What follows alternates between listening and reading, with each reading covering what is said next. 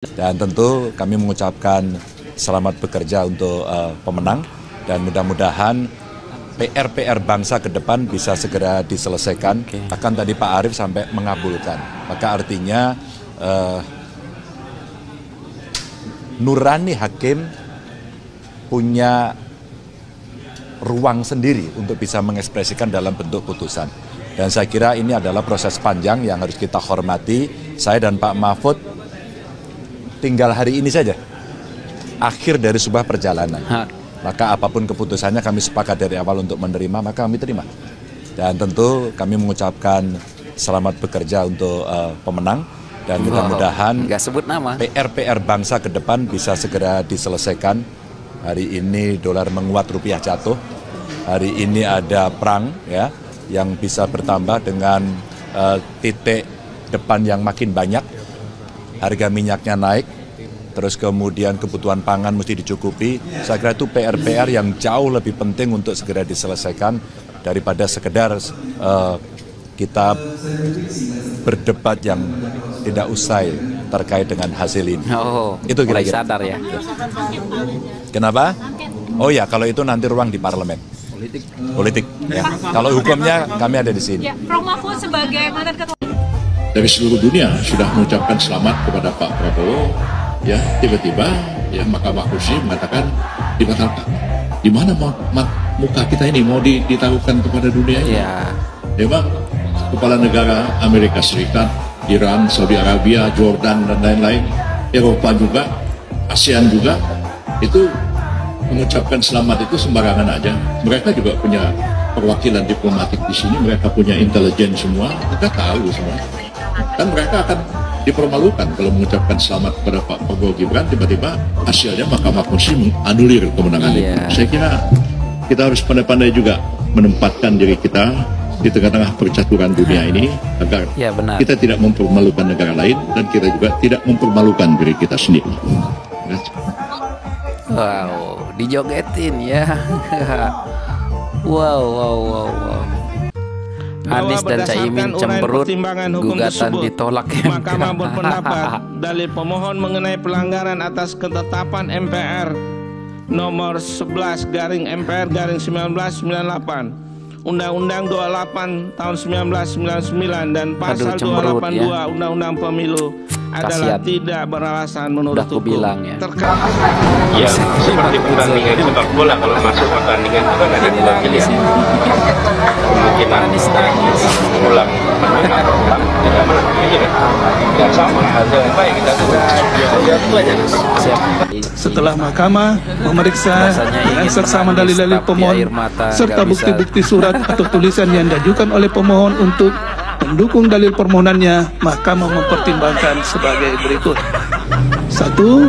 Bahwa pemohon hanya mengajukan bukti berupa berita maupun video yang bersumber dari media online tanpa diikuti oleh dukungan saksi ataupun ahli untuk menguatkan dalil-dalil yang diajukan pemohon.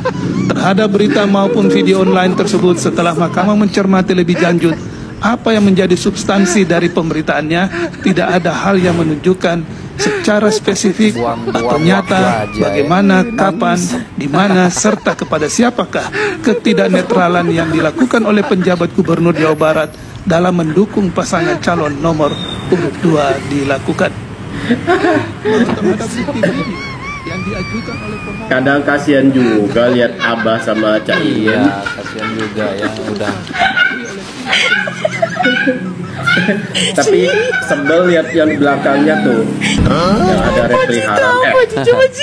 Repli Harun. Iya ya. Dari awal kan udah dibilang, janganlah suara hanya segitu, jangan dibawa ke MK. Keras kepala sih. Dibuang-buang waktu. Udah dibilangin nggak kebukti, kecurangannya nggak kebukti. Masih aja pengen bawa ke MK. Orang beda suaranya 5% aja susah dibuktikan di MK, apalagi ini jauh banget.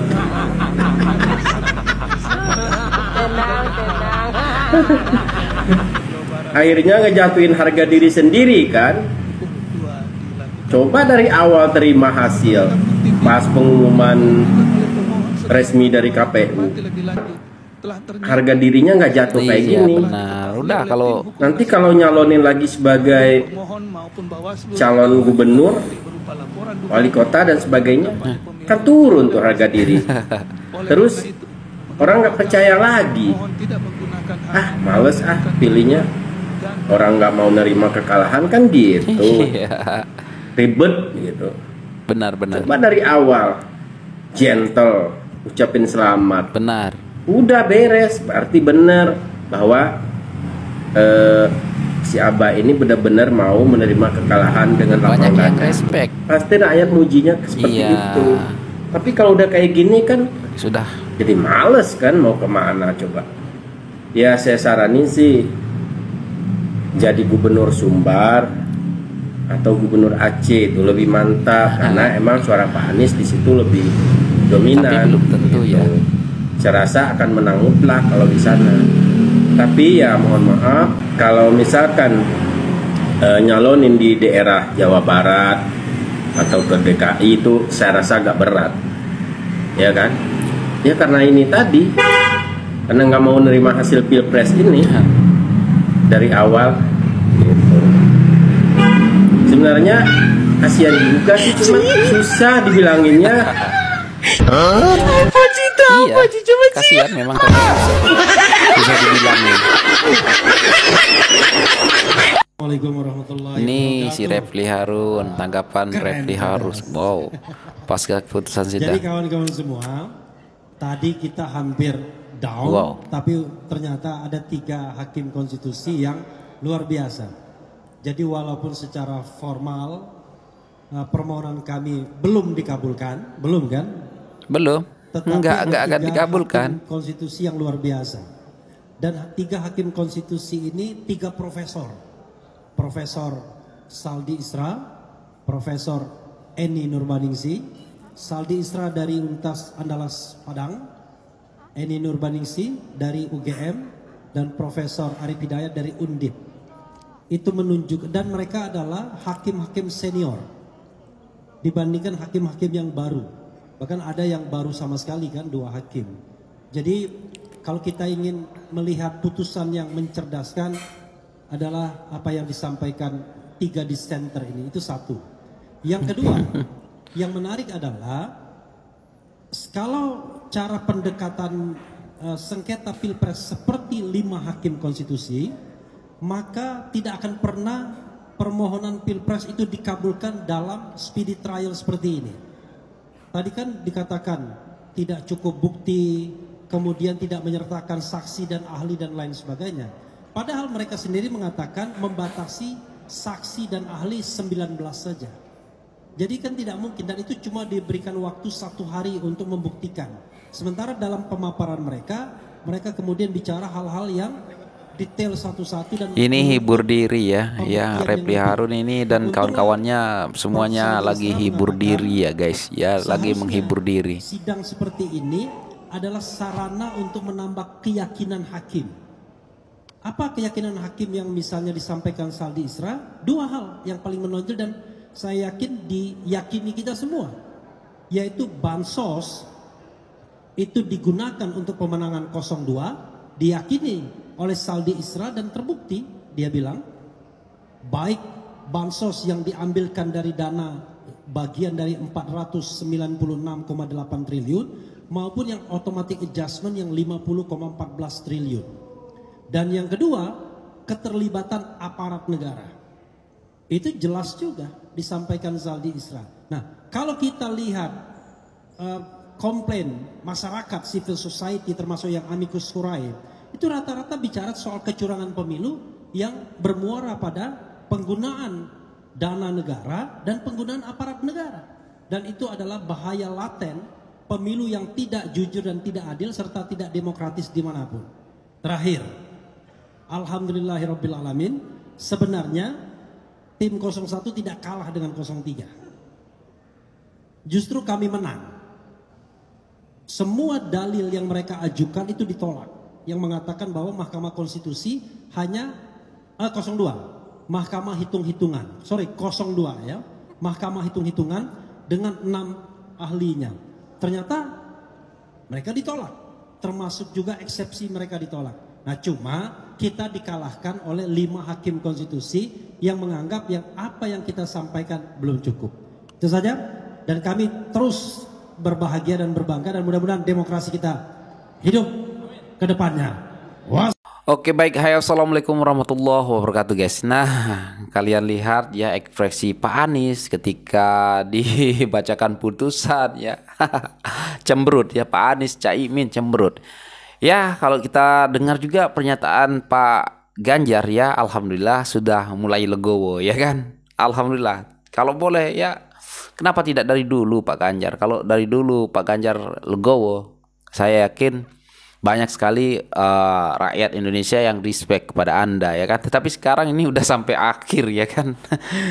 Namun aku pun nggak tahu juga ya, kalau sekarang juga tidak legowo aku pun nggak tahu ya. Nah tapi ini saya belum dengar Anies dan Caimin legowo ya kan. Kita tunggu aja sampai kapan mereka ini tidak mengucapkan selamat kepada Pak Prabowo ya kan. Ya kalau kita dengar si Refli Harun di akhir tadi ya, aku rasa sih sebenarnya Refli Harun ini hanya menghibur diri sendiri ya kan, karena kekalahannya ya kan. Karena apa yang dituduhkan kepada Pak Prabowo semuanya hancur, sudah lebur ya. Sekarang sudah tamat ya, nggak tahu lagi mau kemana. Aku pun nggak tahu lah ya kan guys. Sudah tamat ya, pokoknya sudah tamat, dan terima saja kekalahan Anda ya Pak Anies, Caimin. Terima saja kekalahan Anda. Ya Refli Harun nggak apa-apalah, biarlah berkoar-koar terus ya kan. Memang dari dulu berkoar-koar ya kan. Aduh, jadi semakin seru nih guys. Nah, kita tunggu ya pendapat ataupun tanggapan Caimin dan Pak Anies. Kita dengar kata-kata selamat ya daripada Caimin dan Pak Anies. Kita lihat ya guys. Dan oke guys, mungkin itu saja untuk video kali ini. Kita tunggu Pak Prabowo dilantik. Tinggal tunggu Pak Prabowo dilantik, dan alhamdulillah Pak Prabowo adalah presiden yang ke-8. Dan oke guys, sekian, terima kasih. Assalamualaikum warahmatullahi wabarakatuh. Bye.